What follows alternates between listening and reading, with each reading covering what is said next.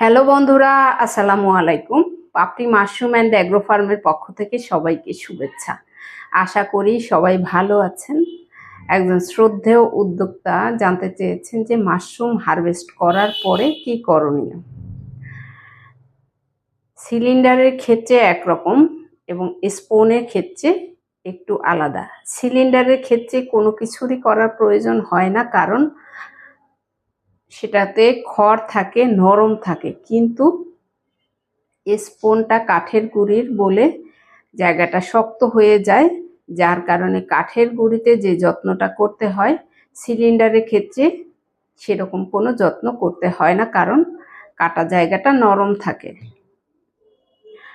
সবার প্রথমে আপনি স্পুনের ক্ষেত্রে এরকম একটা ব্লেড পরিশোধন করে নেবেন, অর্থাৎ আগুনে তাপ দিয়ে নেবেন, মোমবাতি থেকে হোক বা যে কোনো আগুন থেকে আপনি এটাকে পরিশোধন করে নেবেন যাতে জীবাণুমুক্ত থাকে।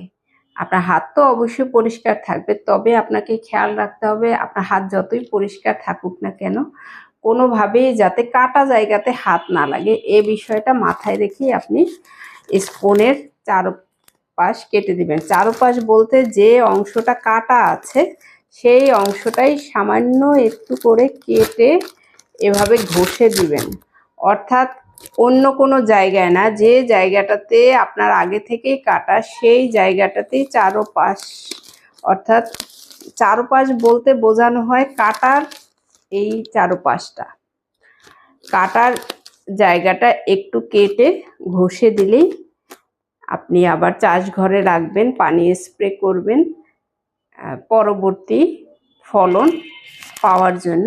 এবং এই কাটাটুকু না কাটলে বা ঘষে না দিলে কি ক্ষতি হতে পারে বা কি ঝুঁকি থাকতে পারে।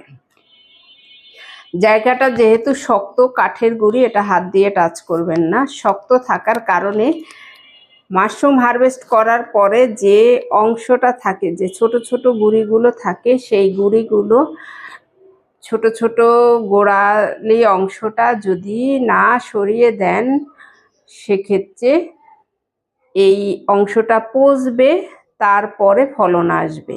আর যদি আপনি পরিষ্কার করে দেন সেক্ষেত্রে আপনার পরবর্তী উৎপাদন পাবার জন্যে সে তৈরি হতে পারলো, পরিচ্ছন্ন জায়গাটা পেল। কিন্তু যদি আপনি না করেন এই জায়গাটা পচবে, সময়ে বেশি লাগবে এবং আকারে ছোট হবে, তার কারণ জায়গাটা শক্ত থাকার কারণে সে পর্যাপ্ত পরিমাণে বড় হতে পারবে না, যার কারণে আপনি যতবার হারভেস্ট করবেন স্পুনের ক্ষেত্রে আপনি ততবারই সাইড কেটে ঘষে দিবেন।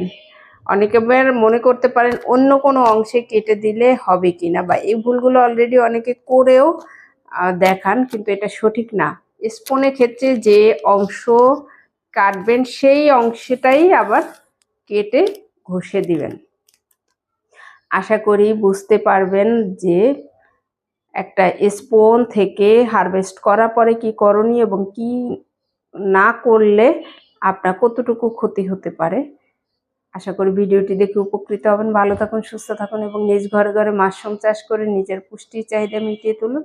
ভালো থাকুন, আল্লাহ হাফেজ।